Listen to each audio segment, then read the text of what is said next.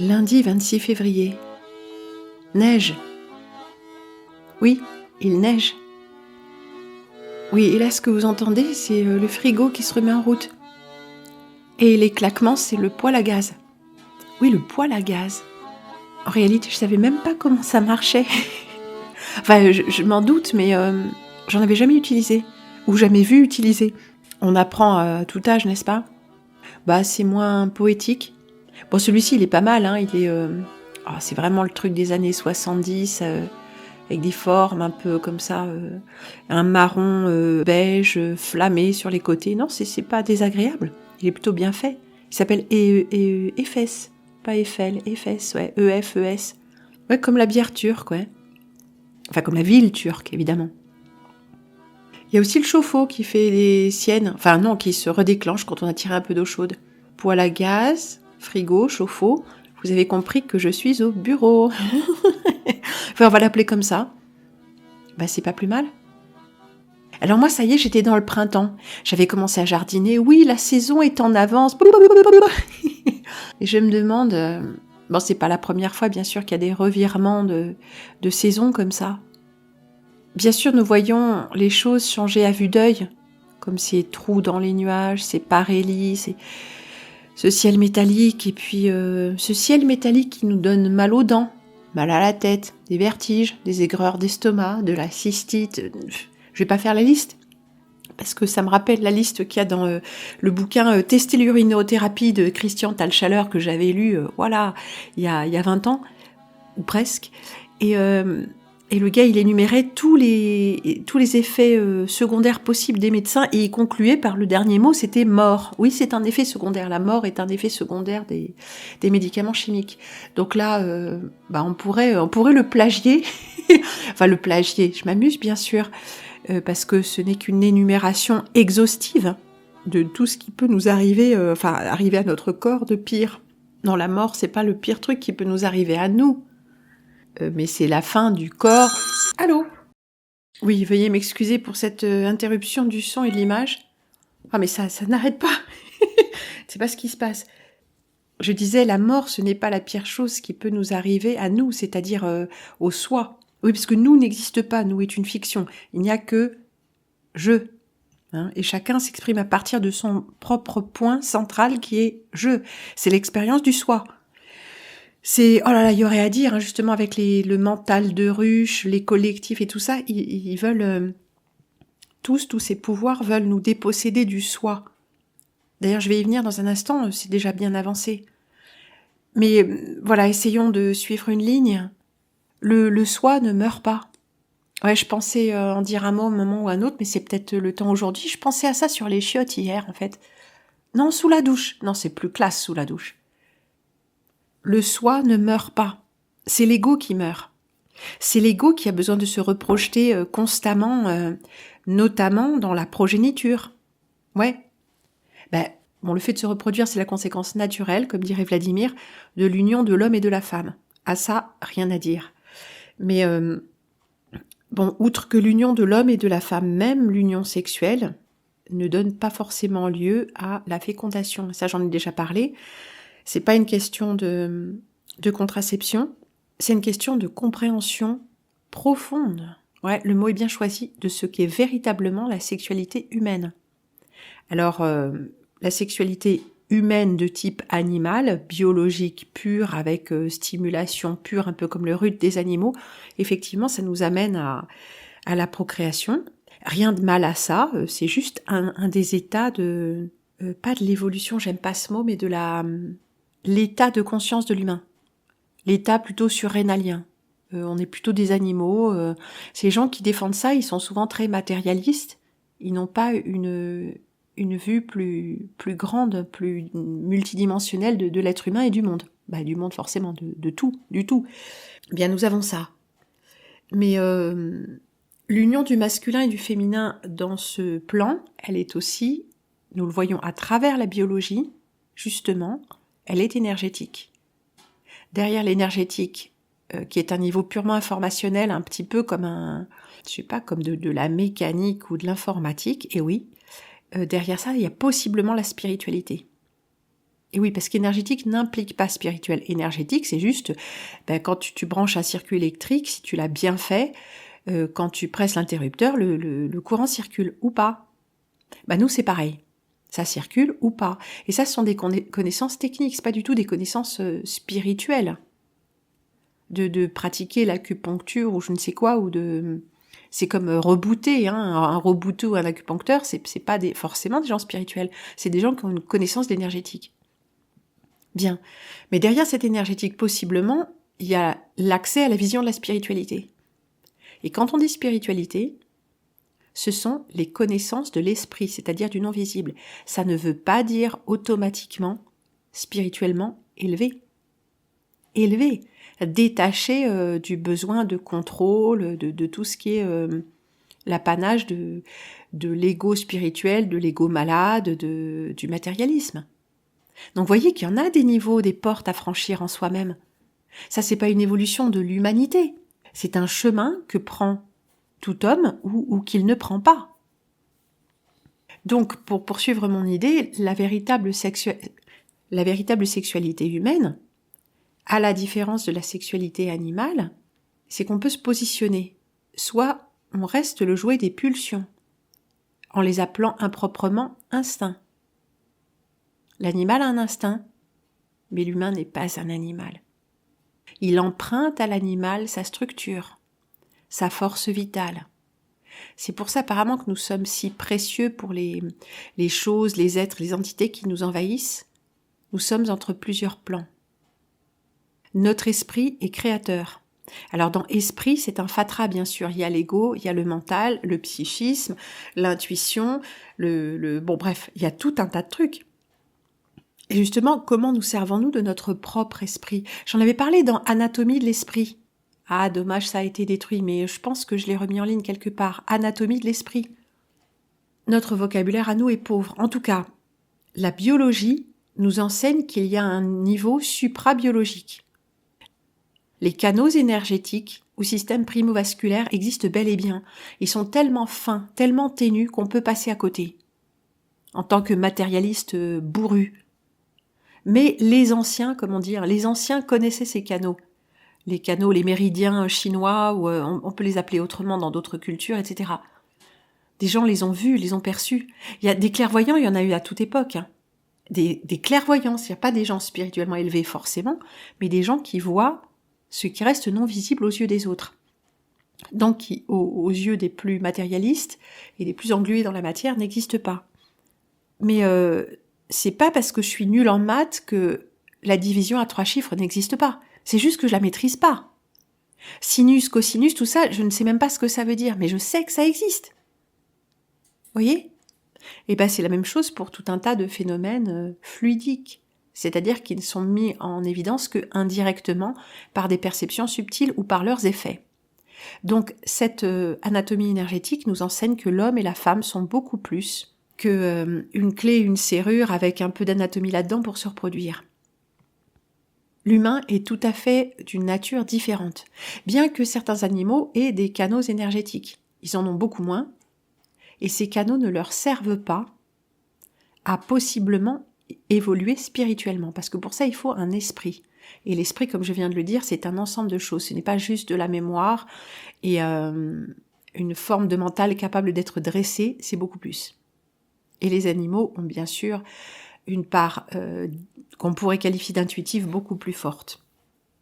Mais cette part intuitive est aussi reliée à l'instinct. L'animal est très peu créatif dans son propre devenir. Ouais, c'est pas mal dit comme ça.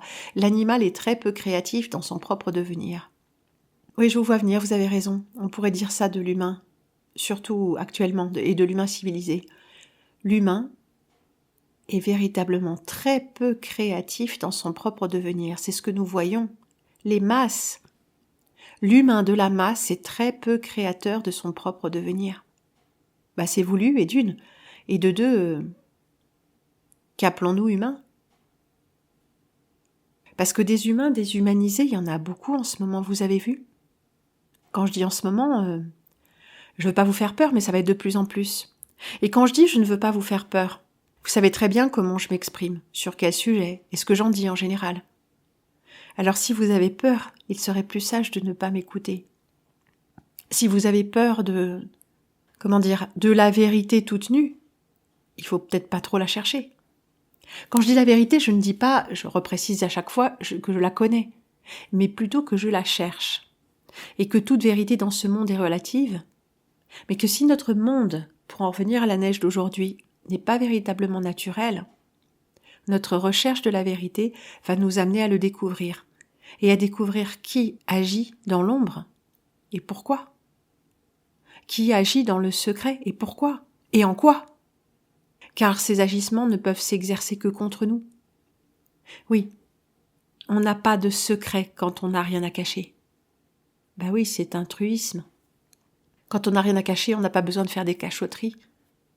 Et de toute façon, si des êtres, considèrent qu'ils sont chez eux ici et que nous leur appartenons, c'est déjà une grave entrave à notre liberté. Ils ne peuvent pas, en tout cas au point où en sont les choses, ces êtres-là, ces forces-là ne peuvent pas accomplir tout leur forfait comme ça au grand jour. Alors ils agissent dans l'ombre, toujours en mentant, mais toujours en laissant des indices.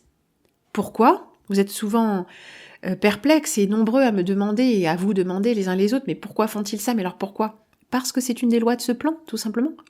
Parce qu'ils sont, d'une façon ou d'une autre, obligés de le faire. Pour que nous consentions. Parce que si c'est obtenu par ruse, par vol, par dol, ça n'a pas la même puissance que si nous nous soumettons. Avez-vous lu Les liaisons dangereuses à ce propos, de Choderlos de Laclos ?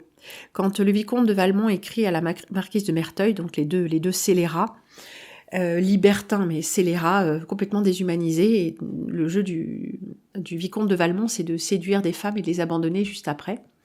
Surtout, et plus elles sont pures, bien sûr, plus elles sont soit vierges, soit très pieuses et tout ça, plus ça a de prix. Vous voyez, c'est une histoire de sacrifice, c'est une histoire de vampirisme énergétique et spirituel, soit dit en passant. Donc il a séduit cette femme, la présidente de Tourvel, et l'affaire est bien en train, et il lui fait faire à peu près tout ce qu'il veut, enfin tout ce qu'il veut, pas question de turpitude sexuelle là, mais déjà elle trompe son mari, enfin tout ça pour lui, et il écrit à sa belle amie marquise de Merteuil, je veux qu'elle sache le prix de tous ces sacrifices qu'elle me fait. Il y a une phrase comme ça absolument extraordinaire, et qu'elle me les consente l'un après l'autre. Je veux qu'elle assiste à l'agonie de sa propre vertu. Un truc comme ça, il y a le mot agonie. Et c'est ça, en fait, c'est exactement le processus luciférien qui est décrit là. Il faut que nous soyons au courant et que nous le fassions quand même, contre notre gré, contre notre cœur, mais pas à l'insu de notre plein gré, comme disait l'autre. Non, il faut qu'on sache bien. Je veux qu'elle mesure l'étendue de tous ses sacrifices et qu'elle me les consente tous. Après quoi, il n'y a plus rien à prendre, il la jette et elle meurt. C'est typiquement le sacrifice luciférien. Bien, c'est ce qui se passe. Ah oui, Cécile est allée se faire vacciner, mais la mort dans l'âme. Ben oui, c'est ça qu'ils veulent, la mort dans l'âme. Vous avez réfléchi à cette expression ? La mort dans l'âme. C'est bien vu, non ? La mort dans l'âme. Oui, je réalise en même temps que vous. C'est ça, les joies de l'improvisation. On se surprend. On laisse venir les messages du fond de soi-même. Donc du fond de... Oui, parce que le fond de soi-même est absolument sans fond, c'est ce qui nous relie à l'ensemble. L'akasha, disent certains. La mort dans l'âme, c'est leur projet pour nous. Parce que ce que nous avons de plus précieux ici, ce n'est pas le corps. Le corps est une manifestation. Et quand je dis ce n'est pas le plus précieux, ça ne veut pas dire que le corps n'est pas précieux. Et ça ne veut pas dire non plus qu'il n'y a que ici, dans ce plan vibratoire spécifique de la matière. Oui, parce qu'il y a plusieurs plans dans la matière, forcément. Bon, bref, j'en ai déjà parlé aussi beaucoup, mais il n'y a pas que ici, dans ce plan que nous connaissons, que nous avons un corps. Nous avons un corps dans les rêves, nous avons un corps vibratoire qui anime notre corps physique, qui l'a créé, qui lui a donné tout son niveau informationnel. Donc, le corps est précieux, bien sûr, le corps est symbolique, le corps est notre véhicule, le corps est notre instrument, Le corps est notre outil de connaissance. Mais outil, c'est pas toujours très joli. Il y a des outils qui sont tellement moches. Les outils de nos jours sont tellement affreux. Les outils de l'ancien temps étaient des merveilles. Même les matériaux qui les composaient et les enjolivures, les bois tournés, petits détails de fabrication, même les vis, c'était belle, c'est dire. Bon bref, véhicule, outil ou instrument, les trois et plus encore, le corps est précieux, mais ce n'est pas ce que nous avons de plus précieux. Ce que nous avons de plus précieux ici, c'est l'âme. Difficile de définir l'âme, on est bien d'accord. Mais c'est cette chose qui nous rend lumineux. C'est plus exactement sa présence qui nous permet de rayonner. Quelle que soit la beauté toute relative de notre visage, les traits que nous avons hérités de nos parents, les mélanges gracieux ou disgracieux, et la façon dont nous-mêmes nous avons fait notre chemin dans cette vie, parfois un chemin de souffrance qui nous a à ce point crispé les mâchoires et les sourcils que notre visage tombe en masse flasque le long de l'arête médiane du nez, oui. Nous ne sommes pas tous beaux et bien faits, comme dit Thérèse Berthera, ou plutôt, si nous le sommes, nous n'avons pas réussi à le manifester pleinement. C'est une chose. Mais l'éclat du regard et cet afflux d'énergie véritablement divine qui tout d'un coup retend tous nos traits, nous éclaire de l'intérieur. Qu'est-ce que c'est ça, à votre avis ? Un de mes amis disait « Nous avons tous de très beaux visages quand nous sourions. » Mais un vrai sourire, pas le sourire de clown, comme il dit Mystery. Il dit ils ont des sourires de clown, des faux sourires comme ça qui s'accrochent aux oreilles, des grands sourires avec des grandes dents toutes refaites, c'est sûr, mais rien n'est naturel là-dedans. Rien. Et ça se voit. Ces sourires-là, ils sont outrés, ils sont faux, ils provoquent en nous quelque chose, ça c'est sûr. Une forme d'envie aussi, parce que tous ces visages sont refaits, maquillés, les dents alignées, la coiffure parfaite. Tout semble harmonieux, mais c'est une harmonie plastique qui a été obtenue au prix de dénaturation. Sans nombre apparemment. Mais j'étais partie sur le fait que ce monde peut-être n'est pas du tout naturel. Nous en avons déjà parlé de nombreuses fois. Et cette vérité à laquelle il faut faire face, c'est que non, ce monde n'est pas naturel. Et que quoi que nous ayons pu découvrir jusqu'à présent concernant le monde, il nous reste encore à découvrir. Il nous reste encore plus exactement à remettre sur le métier nos croyances à propos du monde et de nous-mêmes pour atteindre un nouveau niveau de perception et un nouveau niveau de perception de soi. Ceux qui croient détenir la vérité ou être arrivés à la vérité ou être éveillés sont ceux qui sont les plus loin du compte. Parce que la vérité n'a pas de contenu. Plutôt si certainement, mais la vérité n'est pas le fait lui-même. La vérité est un processus, c'est un chemin. Or notre esprit, je l'avais déjà dit, notre esprit mental dans ce monde est entraîné à ne voir que les objets. Il ne voit pas les mouvements. Il n'arrive que très difficilement à cerner les processus. Les processus sont des choses immatérielles, alors que les objets, même les objets mentaux comme des idées, sont beaucoup plus faciles à cerner. Pensez-y s'il vous plaît. Quand on étudiait les vecteurs, je dis mais qu'est-ce que c'est un vecteur ? Qu'est-ce que c'est un vecteur ? Et mon père avait dit bon écoute c'est tout simple. Un vecteur, bon c'est pas quelque chose qu'on peut voir, c'est une idée abstraite. Alors c'est très simple. Imagine une route. Imagine une voiture qui roule. Une voiture lancée sur cette route. Wouam, à 90 à l'heure. Oui. Bon alors, tu enlèves la route, tu enlèves la voiture et tu enlèves même la vitesse. Ce qui reste, c'est le vecteur. D'accord. C'est donc quelque chose qui est immatériel, qui a un sens, qui implique une idée de déplacement. Je répète souvent que la théorie des 5 mouvements dans la pensée chinoise, enfin taoïste, ce sont des mouvements et pas des objets. C'est-à-dire qu'on traduit très souvent les 5 éléments. Feu, dans l'ordre, on va essayer de les faire, donc bois, feu, terre, eau, métal. dans ce sens-là pour le cycle d'engendrement. On nous les vend souvent comme ça, mais c'est absolument erroné. C'est la façon dont l'Occident traduit ça.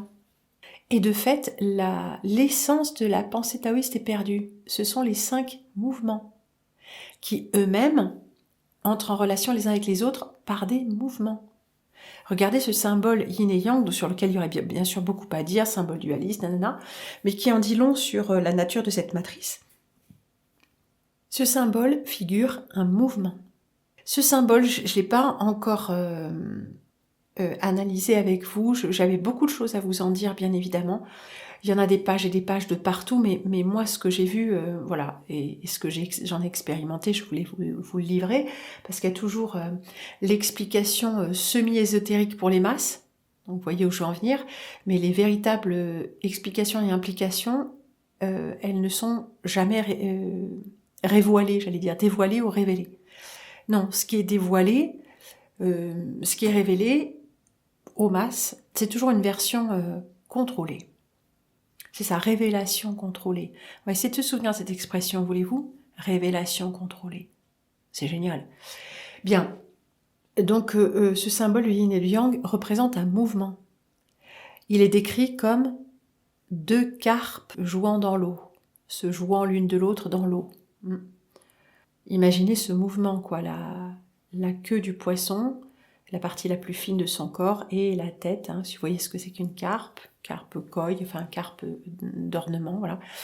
Donc nous avons ce mouvement, qui est un mouvement tourbillonnaire en réalité, où les choses semblent se mêler mais ne se mêlent pas, et s'interpénètrent sans se mélanger.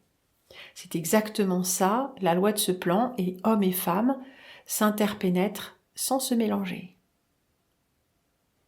Bien, il est donc question de mouvement, d'un processus. Et ce que j'avais vraiment trouvé d'absolument fascinant pour le peu que j'avais lu de Rudolf Steiner, il proposait des exercices pour l'esprit. Alors ces exercices sont aussi vraisemblablement destinés à façonner notre esprit d'une certaine façon, et je vais venir dans un instant. Ça fait écho à quelque chose que je disais hier lors du petit direct, comme ça. Et quelqu'un a une réponse dans ce sens. Vous allez voir.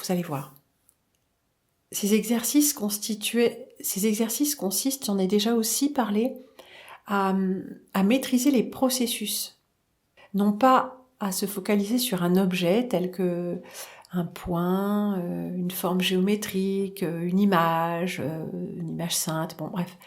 Mais il s'agit de voir des choses en mouvement dans son propre esprit, telles que les nuages, façonner les nuages, ou bien voir la graine dans la plante et la plante dans la graine. Donc il s'agit de métamorphoser des images dans notre tête. L'important, ce ne sont pas les images, c'est le processus de transformation. Voilà. Ce sont quand même des exercices spirituels relativement avancés. Et quand je dis spirituel, c'est de la science de l'esprit. D'ailleurs, c'est comme ça qu'il le décrivait, la science de l'esprit. L'anthroposophie, c'est la science de l'esprit, selon les mots de Steiner. Bien. Alors je connaissais un gars aussi, j'ai rencontré un gars qui est tombé dans l'anthroposophie à 18 ans, comme je le disais, puis il a été absolument fasciné, il s'en est jamais relevé. Il a fait beaucoup de ces exercices spirituels jusqu'au moment où il a commencé à avoir des imprégnations mentales, il a vu des formes, notamment des triangles lumineux. Voilà. Le but de l'exercice n'était pas de voir ces triangles lumineux, c'est venu comme une confirmation. Il faisait tout à fait d'autres exercices de fluidification de la pensée, tels que je viens de vous décrire. Enfin bon, il lisait beaucoup, il étudiait. Et là, quelque chose s'est connecté à lui à ce moment-là. Alors il me décrit aussi qu'une fois, il était allongé et il s'est levé d'un coup complètement droit. Enfin, son corps s'est élevé, il était allongé, et toujours en étant droit, sans se servir de ses muscles ou sans bouger, il s'est retrouvé debout. Il en est absolument persuadé. Et bon, ça peut avoir été une forme d'hypnagogie, d'hallucination, comme il peut s'être passé beaucoup de choses. Parce que on voit bien que les emprises démoniaques peuvent nous faire des choses absolument extraordinaires. Et les pouvoirs spirituels des êtres qui ne se donnent pas à voir dans ce monde peuvent, quand on les contacte, se manifester de tas de façons différentes, donc je n'exclus pas que ce soit tout à fait possible. Et hier, quelqu'un disait que lors de l'installation des antennes, vous voyez très bien de quelles antennes je veux parler, les nouvelles antennes, pendant une période de 8 à 10 jours, au moment de l'endormissement, il voyait sur son écran mental, enfin, vous voyez, quand on a les yeux fermés, des formes géométriques. Alors quand on ferme les yeux et qu'on les presse, on voit des trucs un peu comme des fractales, comme ça, mais bon, il n'y a pas de couleur, il y a pas, puis ça semble pulser, vibrer, bon, tout le monde peut faire ça. Mais là, c'était pas le cas. J'ai demandé, mais il y avait de la texture, il y avait de la couleur, il y avait des formes définies, c'était plutôt un enchevêtrement ou des formes, une seule forme définie. Et il a répondu, triangle, point lumineux, couleur et texture. Il y avait du rouge.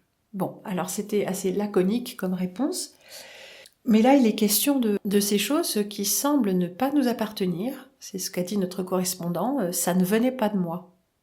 C'est comme s'il avait reçu des choses comme ça.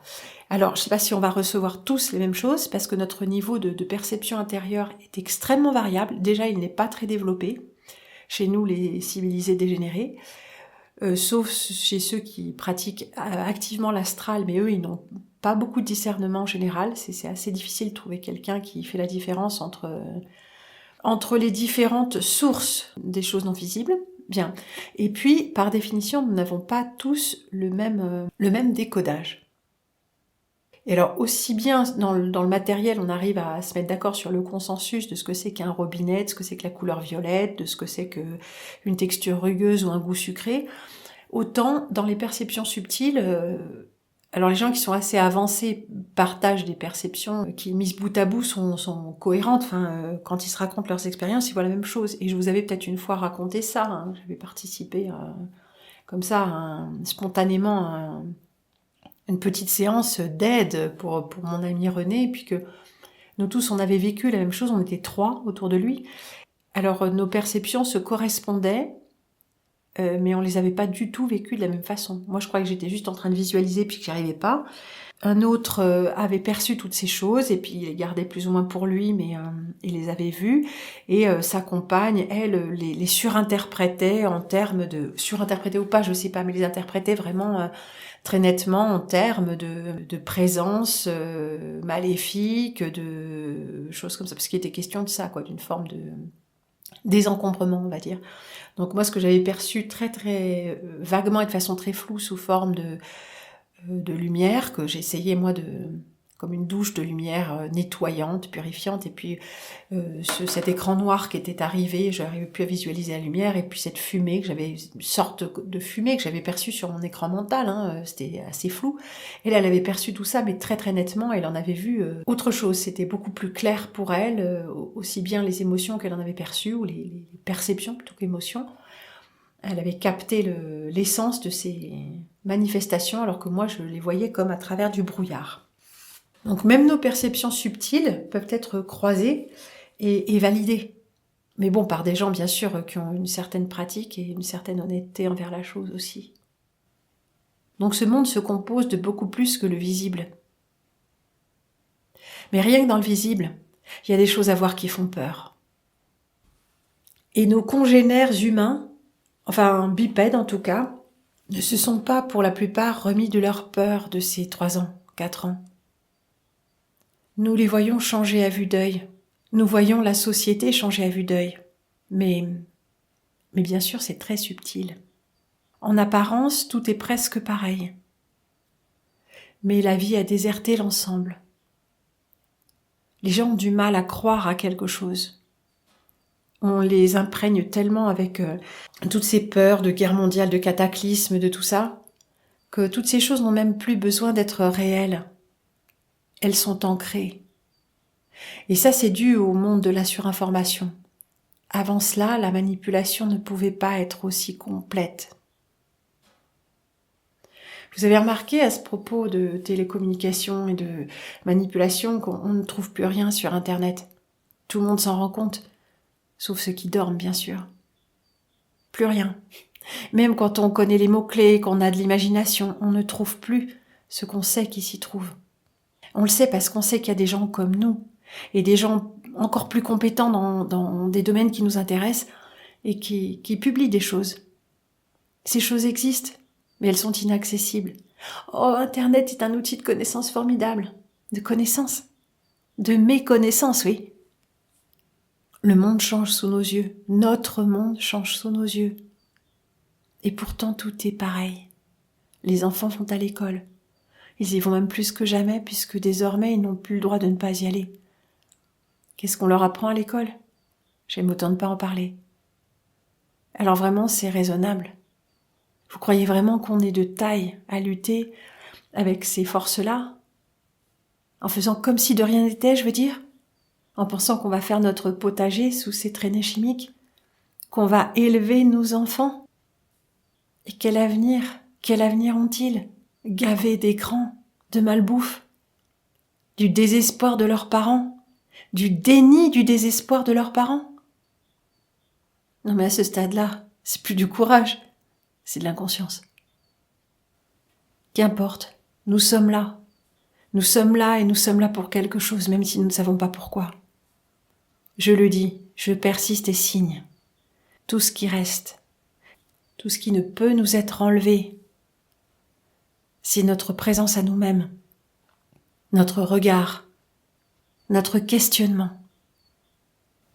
Ce qui ne peut être enlevé, c'est toi.